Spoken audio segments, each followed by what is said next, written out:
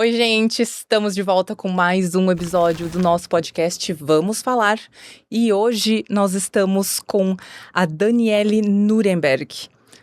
Como é a sua relação com a comida? É boa? É mais ou menos? Ou às vezes é bem complicada? O tema de hoje é delicado e a nossa convidada, psicóloga especializada em transtornos alimentares e obesidade, vai abordar esse assunto aqui pra gente.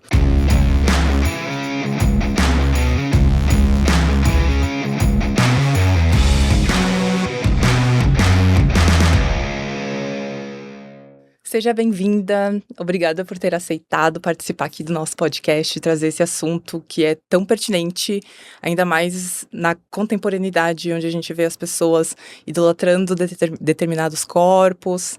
Então, eu queria que tu falasse um pouquinho de você, da sua trajetória, da sua carreira. Conta um pouquinho pra gente. Tá bom. Eu agradeço o convite, né? E considero muito legal a iniciativa de falar sobre esse assunto que ainda envolve muito preconceito, né? Tanto os transtornos alimentares como a obesidade, né? Bom, eu sou psicóloga clínica e trabalho há mais de 20 anos, né, em consultório, e trabalho também, além da psicoterapia, com transtornos alimentares e obesidade. Eu faço parte de uma equipe multidisciplinar, onde eu avalio, preparo e acompanho pacientes que vão se submeter à cirurgia bariátrica, né? Então, já há muito tempo que eu faço parte dessa equipe e acho que isso também me motivou muito a buscar, a entender melhor, né, o comportamento alimentar.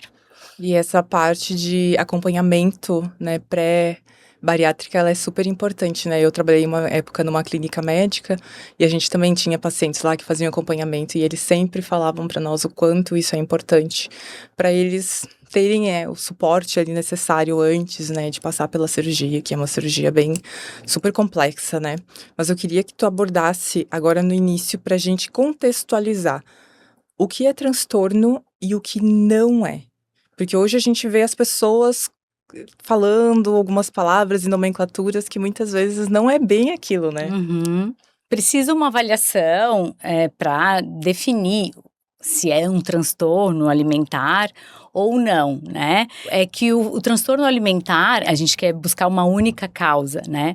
Mas, como todo transtorno, ele é multifatorial. Quer dizer, tem vários fatores que contribuem para que um transtorno apareça, né? Uhum. Ao longo da nossa vida é que a gente pode desenvolver o transtorno ou não, né? Isso depende de fatores sociais, depende de dinâmica familiar, depende da história pessoal, né? E depende, no caso do transtorno alimentar, da relação com a comida também, né?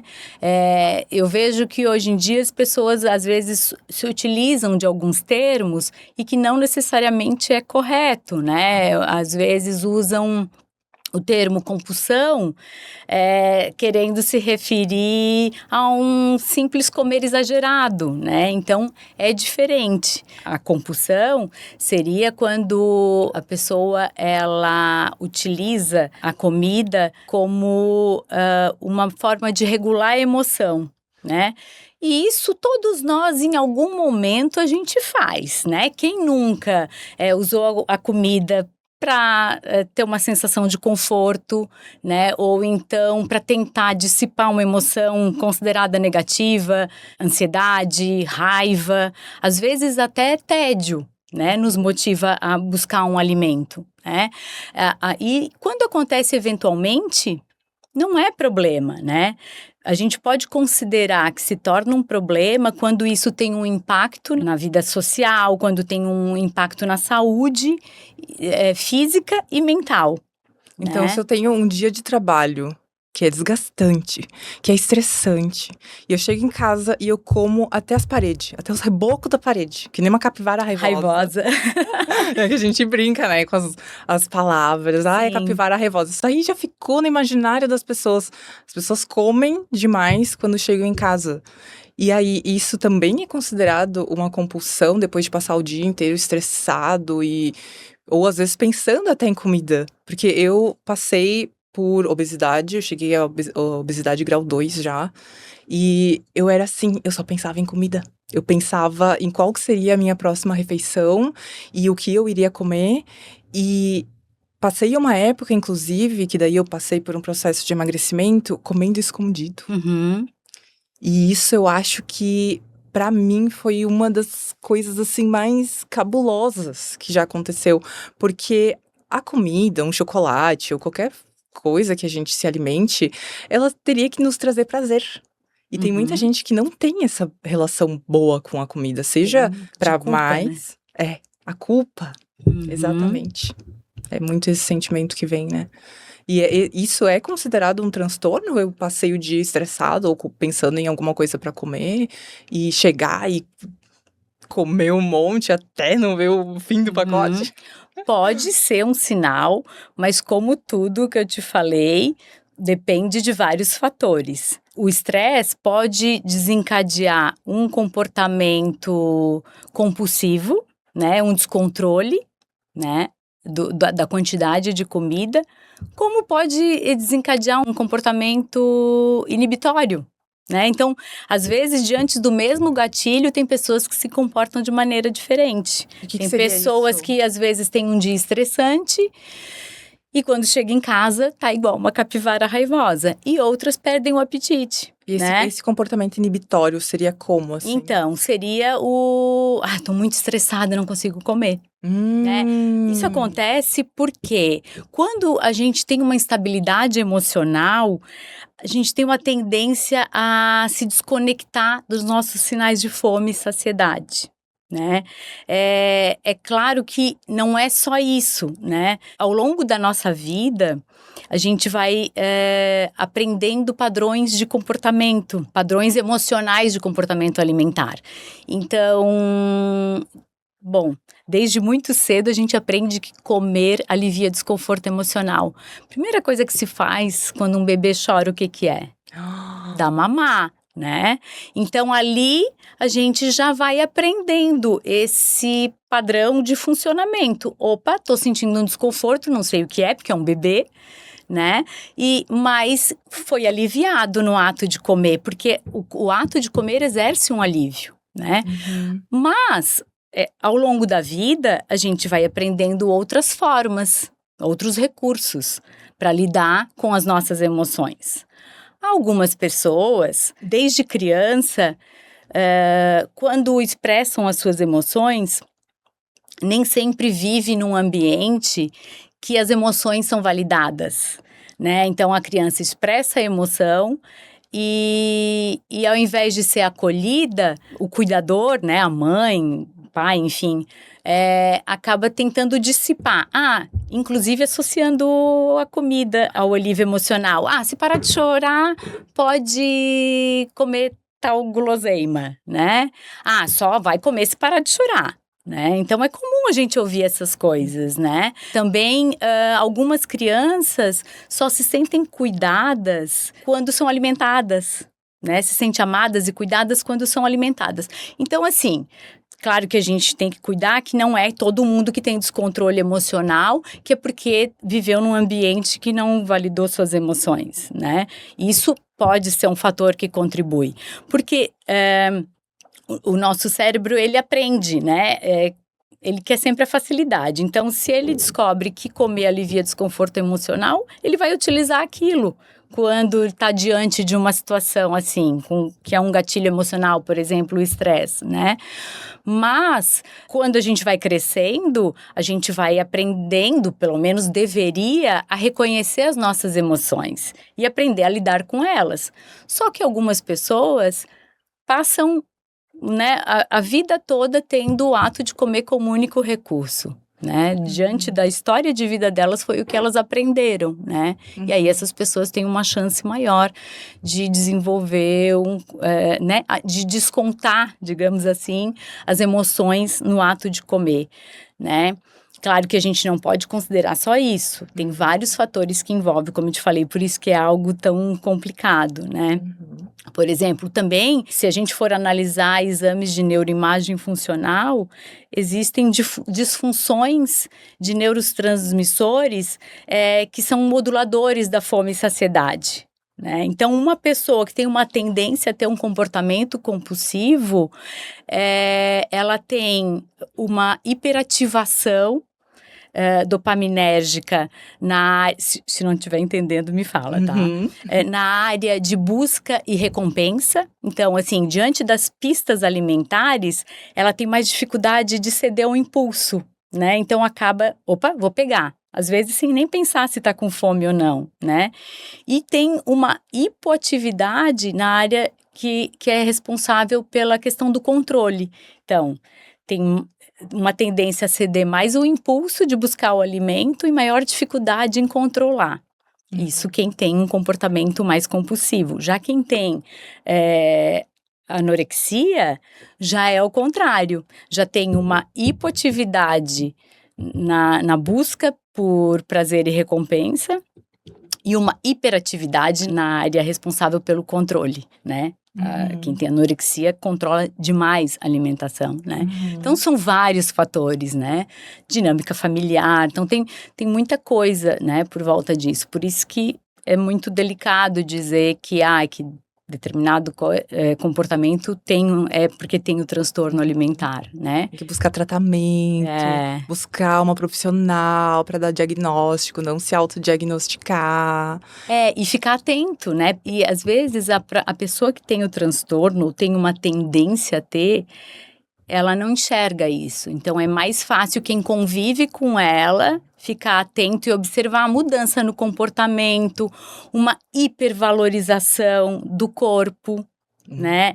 Uma insatisfação muito grande com o formato do corpo, né? Porque uma das coisas que caracteriza o transtorno alimentar é que a vida da pessoa vai girando ao redor dessa insatisfação, dessa busca, né, por um corpo ideal, que não existe, né?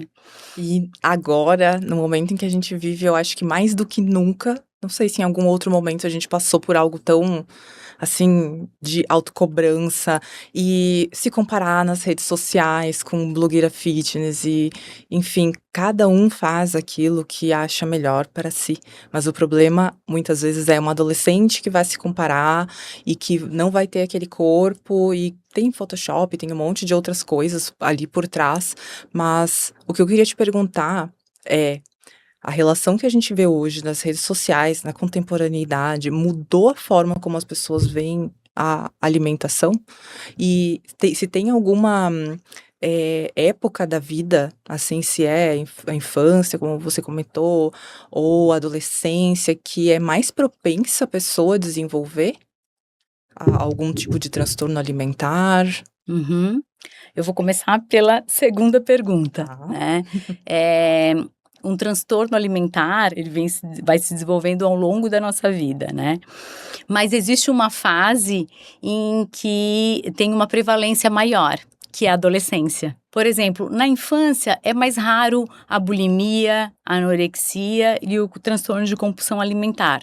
Na infância, geralmente o que aparece mais, não sei se você já ouviu falar, que é o transtorno alimentar restritivo evitativo, que é o TARI. Né? Que a criança, dependendo da consistência, ou então ela escolhe só determinado alimento, às vezes fica com uma desnutrição em função de tanta seletividade alimentar. Isso também aparece em crianças com autismo, né? Mas os mais conhecidos, como a bulimia, anorexia e compulsão alimentar, geralmente tem uma prevalência maior na adolescência. Isso porque é uma fase de mudança corporal brusca, né? É uma fase de muita comparação, como tu falasse, né? Vai para a rede social e vê aqueles corpos editados e filtrados no Instagram, né? E acha que deveria ser dessa forma. A necessidade de aceitação que o adolescente tem. Então, eu quero ter aquele padrão de corpo para ser aceito, né? Então, são vários fatores que contribuem para que na adolescência ocorra mais, né? Isso não quer dizer que também possa ter na fase adulta. Quem tem a transtorno alimentar na adolescência tem uma probabilidade maior de, em outras fases de instabilidade emocional, voltar ao transtorno, né? Mesmo que já esteja bem, né? Por exemplo, na gestação, que tem uma mudança também do corpo, e aí vem um medo de engordar, até porque as pessoas comentam, né? Cuidado. Eu já ouvi, quando eu estava grávida do meu primeiro filho, né? Eu ouvi de uma professora que ela falou, cuidado, tu desce uma engordadinha, né? Cuidado, senão depois tu não volta mais ao normal. Nossa. Né? Então, é um momento também delicado, a gestação, e a mulher na menopausa também, né? Porque além das mudanças do corpo, tem a questão do envelhecimento, que também é como se fosse algo não permitido, né? Qualquer época da mulher, a mulher não... Ela nunca vai agradar, né? Ou ela vai estar gorda demais, ou ela vai estar magra demais. Alguém vai fazer um comentário, nossa, como você emagreceu, e às vezes a pessoa tá doente. Meu Deus. Sim. Né? É bizarro, quando a gente para pra pensar que uma mulher grávida, que ela tá ali num momento muito especial da vida dela, passando por algo incrível que é uma gestação, ouve uma pessoa falar do corpo dela. Não, isso é bizarro, isso é bizarro. Mas eu acho que a maioria das mulheres, assim, já passou por isso, por alguma situação. Sim, de comentários sobre o corpo, né, e o próprio comportamento alimentar também, né, tu vais comer isso tudo, né? Ou não vais comer, queria ser assim controlada, né, por exemplo, uma paciente com anorexia já me falou, e ela já estava assim, num peso muito baixo, assim, bem preocupante, mas em reuniões familiares de ouvir, eu queria ser assim, ter esse controle, né? E isso acaba contribuindo para a manutenção do transtorno, né? Mas não quero perder a primeira pergunta, né? Que era sobre a questão atualmente, né? A nossa relação com a alimentação, né? Antes de falar isso, é importante falar que a nossa alimentação, ela não é só um ato biológico. Ao contrário do que muita gente pensa, que a gente come só por fome física, digamos assim, né? A nossa busca pelo alimento, ela tem interferência de muitos fatores sociais, né? Culturais. Tem determinados alimentos que a gente come que em outras culturas, né? Por exemplo, né? A vaca sagrada é pecado, né? Ou tem culturas que comem insetos e a gente acha muito estranho, né? Então, fatores econômicos também a gente não pode esquecer que isso interfere na escolha alimentar. Hoje em dia, a obesidade vem aumentando muito também por uma questão econômica, porque o alimento ultraprocessado, mais altamente palatável, mas que não tem um valor nutricional bom, é o mais barato do que um alimento orgânico. É mais barato tu comprar um refrigerante do que tomar um suco de fruta, né? Então, isso também interfere na escolha alimentar, né? Mas o que eu acho preocupante é que o padrão de beleza é o que tem guiado a nossa alimentação hoje em dia, né?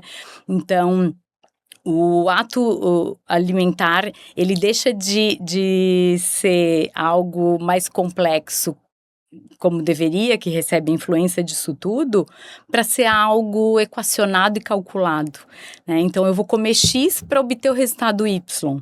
Eu vou tentar comer só proteína e nada de carboidrato, né? Inclusive a nomenclatura, né? As pessoas não falam mais que comem carne, falam que comem proteína, não falam mais que comem pão, comem carbo, né?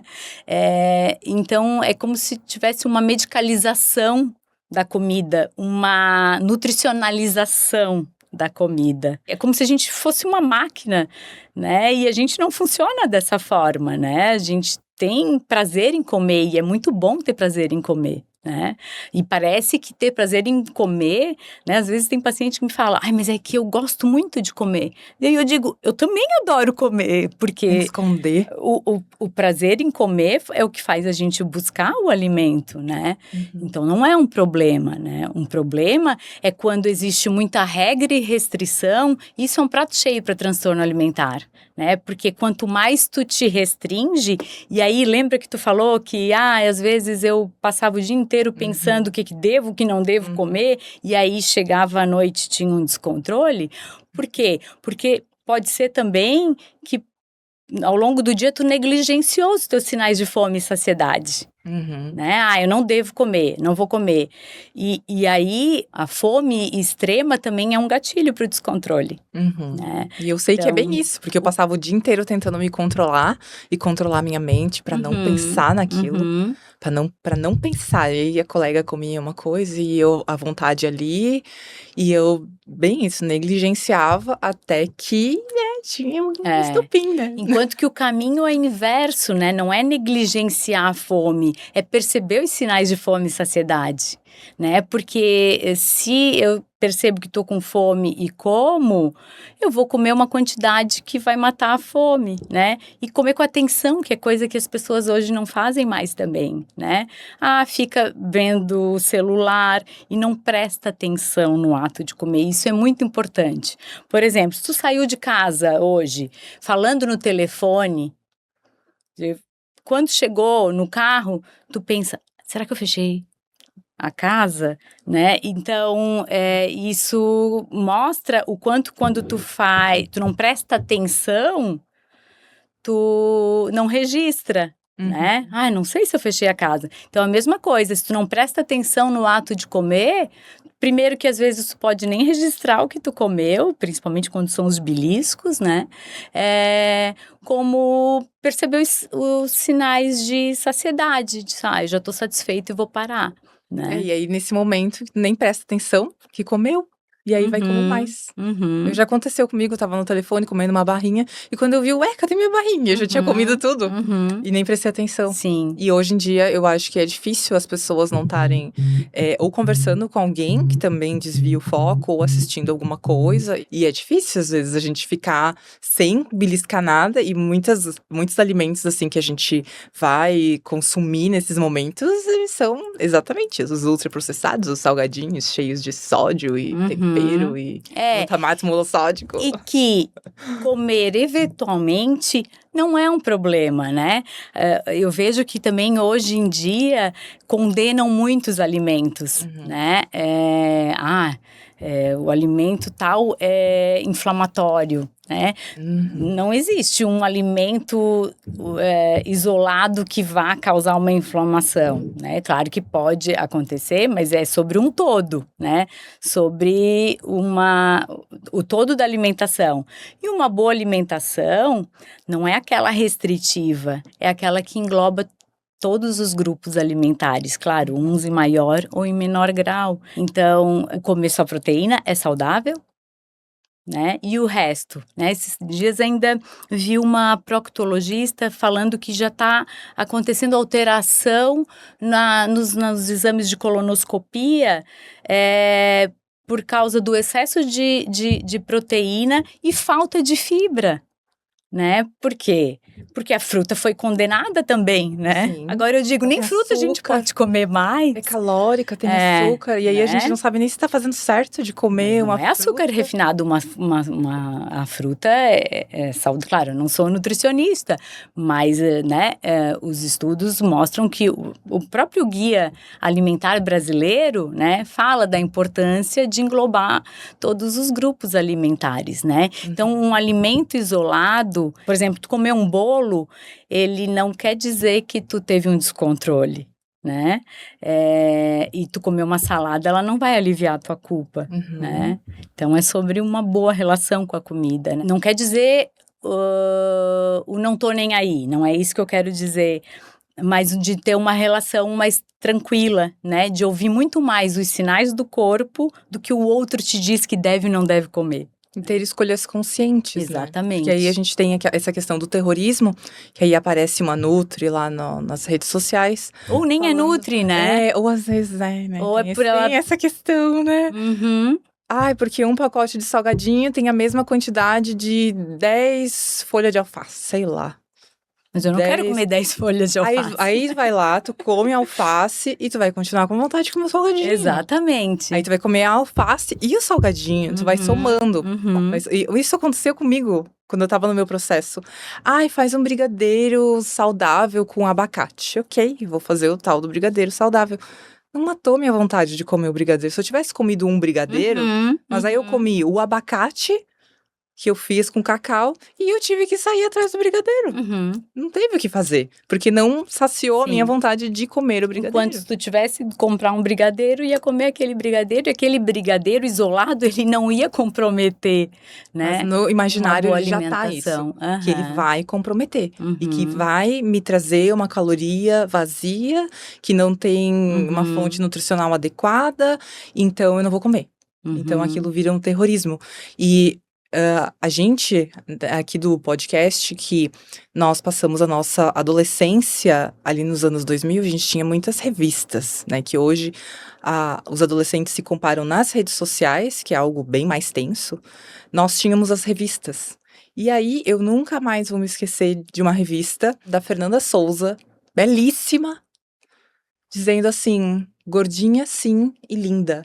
E ela estava pleníssima e magra, na minha visão, mas que naquela época ela era considerada acima do peso. Assim como a gente vê hoje muito os K-popers, né? Tem muito da cultura coreana, né? Da extrema magreza, mas aí tem uma que é um pouquinho acima do peso, eles já consideram ela como uma plus size. Chega a ser bizarro. E você acha que as adolescentes, né, dos anos 90, início dos anos 2000, elas sofreram mais do que as adolescentes atuais? Ou como é que é essa comparação agora?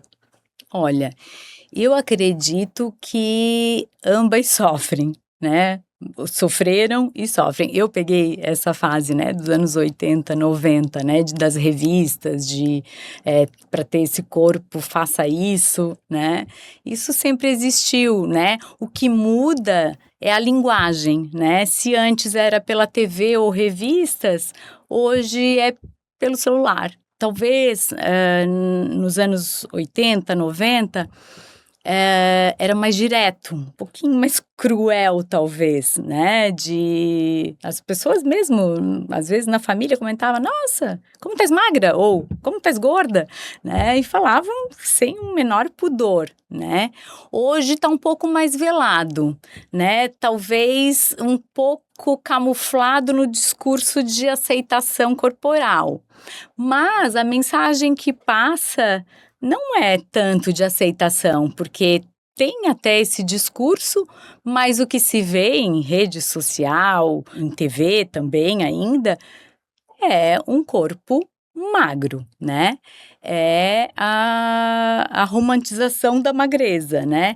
Talvez o corpo dos anos 90, por ali, era um corpo magro, pura e simplesmente magro. Hoje é magro, mas com músculo. E aí tem muita transtorno alimentar escondido num corpo aparentemente saudável. Então, resumindo, eu acho que o que mudou foi a linguagem, né? Mas continua a questão da cobrança pelo padrão e o sofrimento, né? Nessa busca, né? Porque a questão do padrão é algo complicado, porque por mais que tu pense, não adianta, não vou conseguir ter aquele padrão.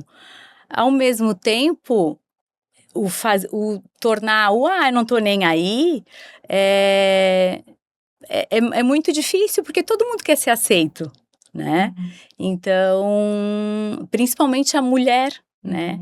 Que desde muito cedo aprendeu a odiar o seu corpo, né? É aquele tô nem aí, satisfeita. Mas eu não vou usar uma blusinha de alcinha pra não mostrar meu braço. Eu não vou botar um cropped pra não mostrar a minha barriga. Eu não vou usar um shortinho pra não mostrar as minhas pernas. É aquilo, né? Que a gente aceita, mas não aceita.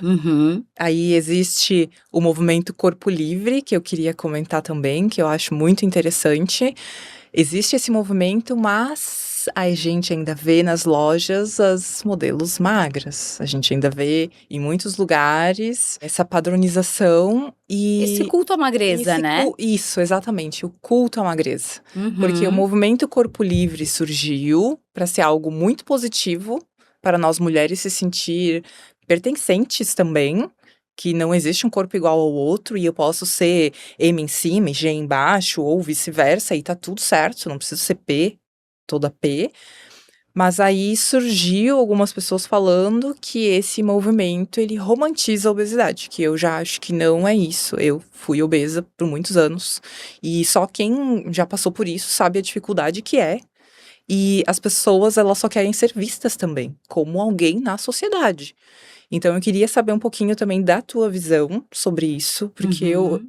eu vejo cada absurdo na internet. Bom, na internet não é parâmetro, né? Sim. Porque as pessoas lá comentam de tudo, né? Mas é bizarro, bizarro, Uhum. assim, que a gente vê. E eu concordo contigo, assim, que esse movimento corpo livre ou body positive, né, não é uma romantização da obesidade. É muito diferente a aceitação da romantização da obesidade, né? O que esse movimento ele defende é que as pessoas aceitem a diversidade de corpos, né? Porque existem vários formatos de corpos e por mais que às vezes uma pessoa tente através da alimentação, atividade física, ela nunca vai chegar a determinado padrão, né? Então é no sentido de aceitar, de respeitar, né? Quando tu aceita o corpo, tu tens uma probabilidade maior de cuidar desse corpo. Quando tu odeia o próprio corpo, tu não vai cuidar dele. Então, é no sentido de se aceitar como é. Isso não quer dizer que não é uma apologia à obesidade, né? Eu nunca vi alguém desse movimento falar, venha ser gordo comigo, né? Veja todas as vantagens em ser gordo. Não. Né? É no sentido de tentar acabar com o preconceito e o estigma que a obesidade tem, né? De colocar o valor no corpo, né? Não quer dizer que a pessoa que tem obesidade, ela não tem o valor. E outra coisa também é que o fato da pessoa não se aceitar, né, e sofrer esse estigma, isso comprovadamente dificulta diagnóstico, né? E faz com que muitos abandonem o tratamento da obesidade, que é uma doença, né? E que precisa de tratamento, mas o preconceito às vezes atrapalha. E a gente vê preconceito até dentro dos profissionais de saúde, né? Uhum. Tem muitos Então, casos, né, de pessoas que foram em médicos. Eu já ouvi muitos relatos, porque eu faço parte de ali de algumas páginas do Instagram que é sobre corpo livre, tem esse foco. As pessoas vão no médico, os médicos nem olham os exames e já dizem: você precisa emagrecer, você aham, precisa. exatamente. E isso atrasa diagnóstico, né? Porque às vezes pode ser um outro problema, mas não, o teu problema é o excesso de peso. E a mente da pessoa que tem um transtorno, ela é tão bagunçada. Eu sei que a gente estava falando antes também. Eu sentia sempre que eu tinha que emagrecer para ser feliz. Uhum, Eu tinha que emagrecer para poder usar a roupa que eu queria, do jeito que eu queria. E aí eu pensava, tudo vai se encaixar e vai tudo ficar perfeito. E aí eu botei uma meta. E aí, quando eu cheguei naquela meta, eu nunca fui tão infeliz na minha vida. Porque eu uhum, estava fazendo uma alimentação tão restritiva, tão assim, que meu marido me convidava para ir comer um lanche e dizia: "Não, eu vou fazer um bolinho saudável". uhum, E que vida é essa? uhum, Que vida é essa? E aí a pessoa chega num médico, que ele deveria ali em determinado momento te acolher, uhum. acolher a dor dessa pessoa, né, seja obesa ou com anorexia, bulimia, qualquer outra questão, e não tem preparo. Eu acho que falta preparo também, né, do profissional. Exatamente, Então a pessoa que passa por um transtorno alimentar, ela já passa por diversas situações de sofrimento, muitas vezes até trauma, né, alguns traumas também, e que podem vir, né, ocasionar algum transtorno alimentar ou não, pode ser que seja. Como é que é a tua visão, a partir disso? é algo complexo, né? E um transtorno alimentar ele não surge de uma hora para outra, né? Então pode ser que a pessoa vivenciou um trauma e não desenvolve um transtorno alimentar, mas se ela passou por um trauma e tem predisposições, né, a ter um transtorno alimentar, isso pode ser um fator que a gente chama precipitante, tá?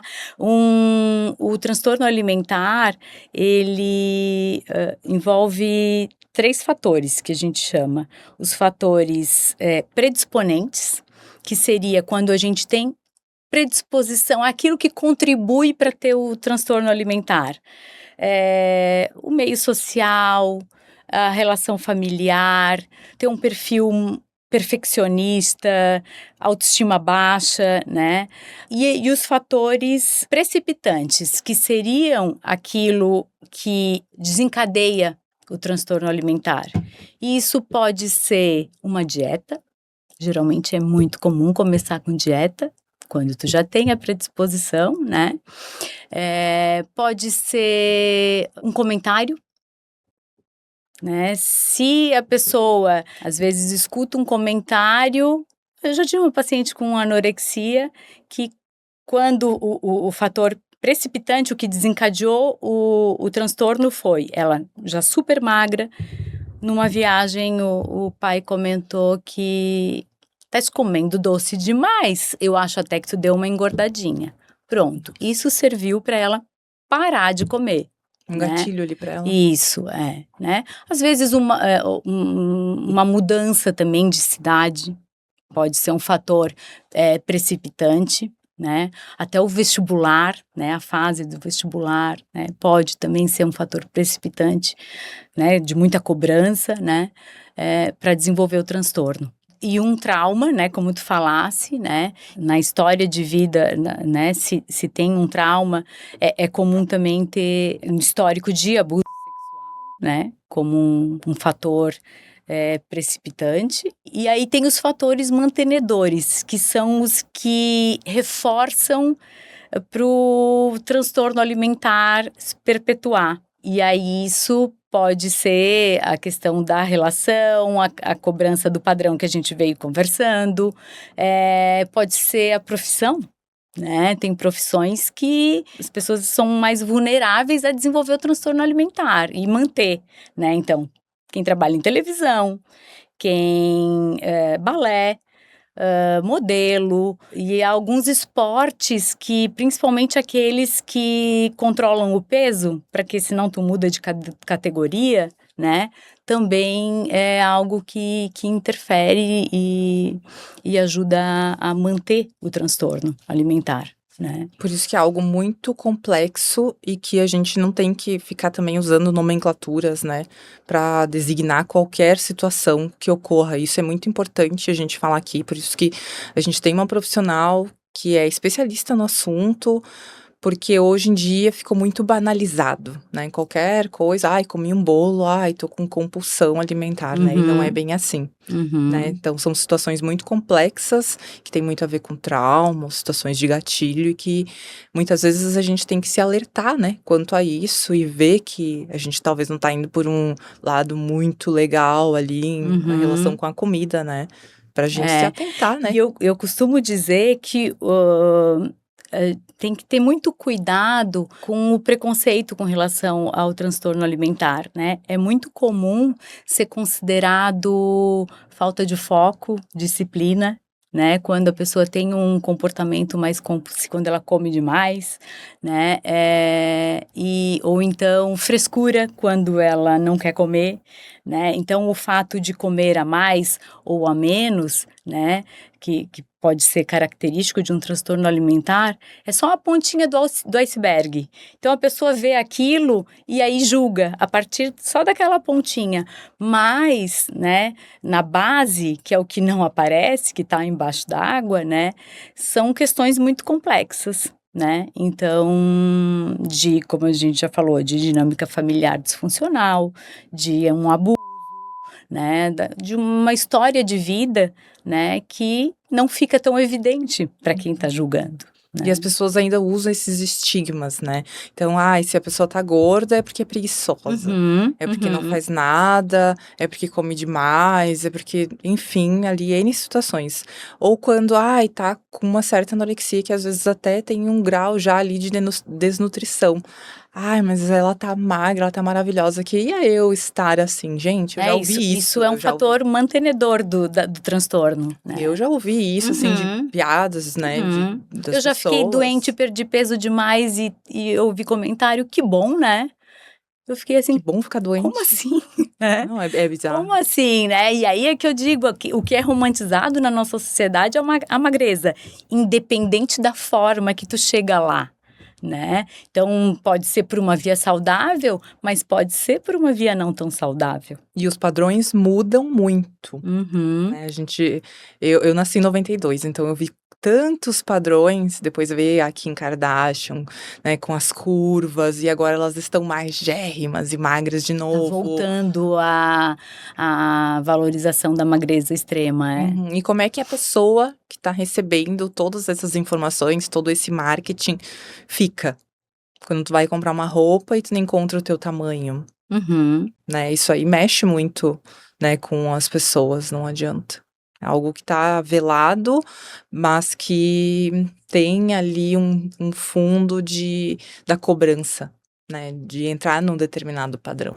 E depois que a pessoa passa pelo tratamento, né, que busca ajuda profissional, ela precisa ficar atenta, né, futuramente ela ainda vai ter uma relação meio assim com a comida, ou ela fica tranquila, já superou, passou e vida que segue?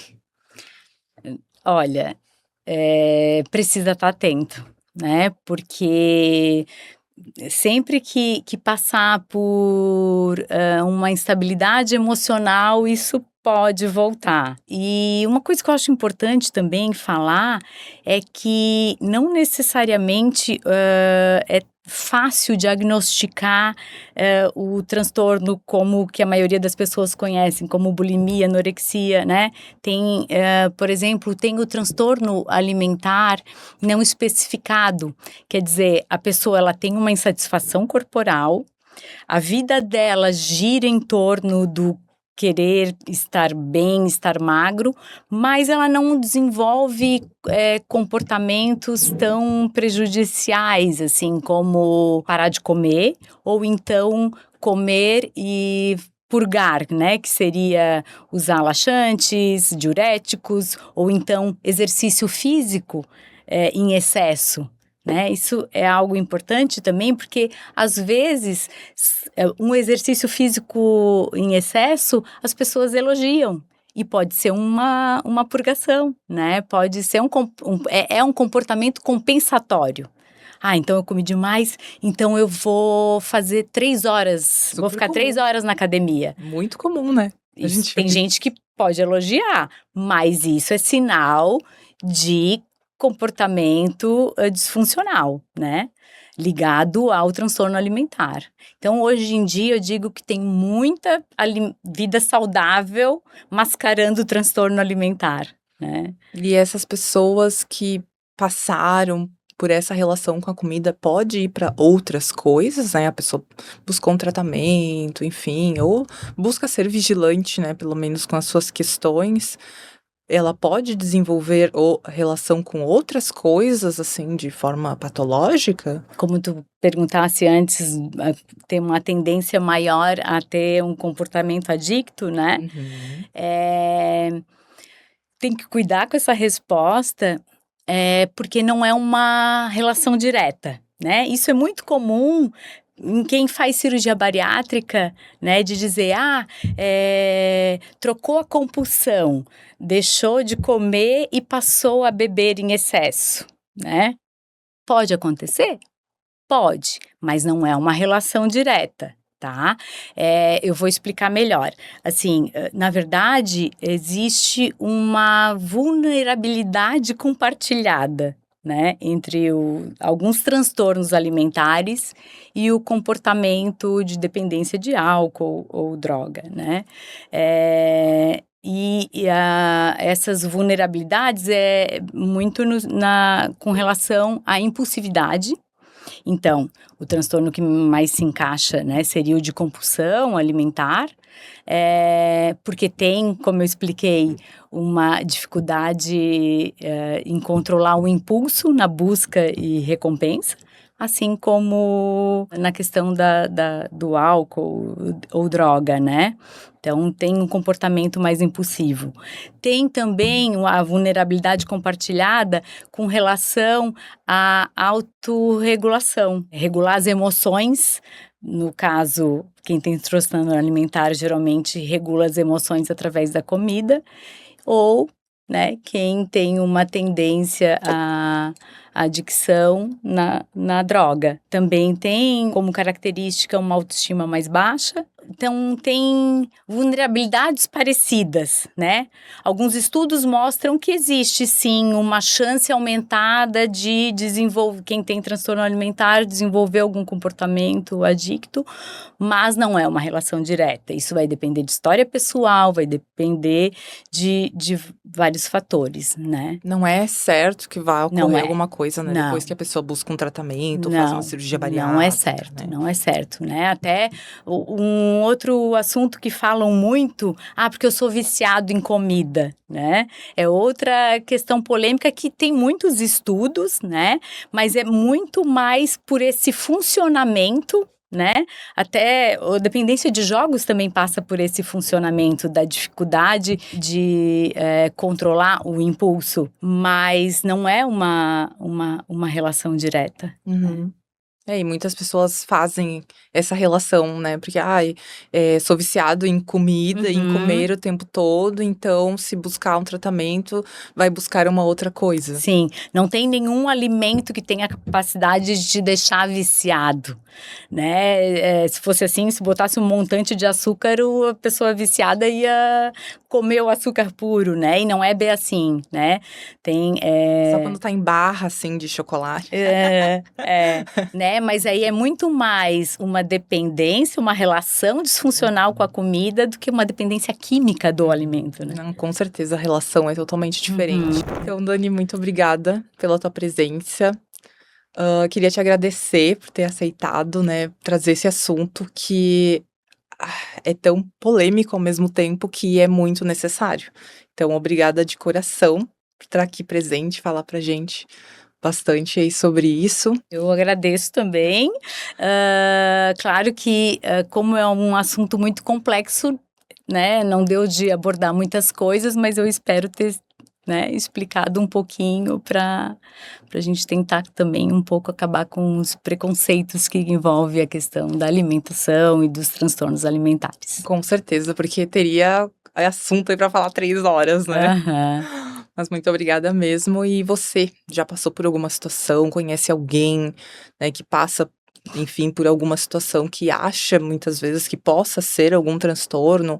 É importante buscar um profissional que tenha o entendimento sobre o assunto, que vai acolher, que vai buscar, né, se interessar ali por fazer um tratamento, né, como a Dani comentou, é algo muito complexo, nem sempre bem diagnosticado, então precisa ser olhado com um foco bem específico, né, de uma pessoa que tenha, né, um entendimento, né, no assunto.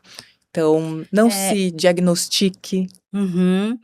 E uma coisa que é importante é que as pessoas que convivem com alguém que está mudando o comportamento alimentar, que está comendo escondido ou comendo uma quantidade muito grande de comida que normalmente não comia, ou deixando de comer, né? Para ficar atento, né? Ou se está com uma insatisfação corporal muito grande, ficar de olho porque pode aí estar escondendo alguma coisa, né? Ligar a luzinha aí, ficar atento. E não normalizar os comportamentos, né? Isso aí, cuidado, né? Vai dizer que a pessoa emagreceu ali, que tá bonita. Poxa, gente, século XXI, né? Vamos ponderar.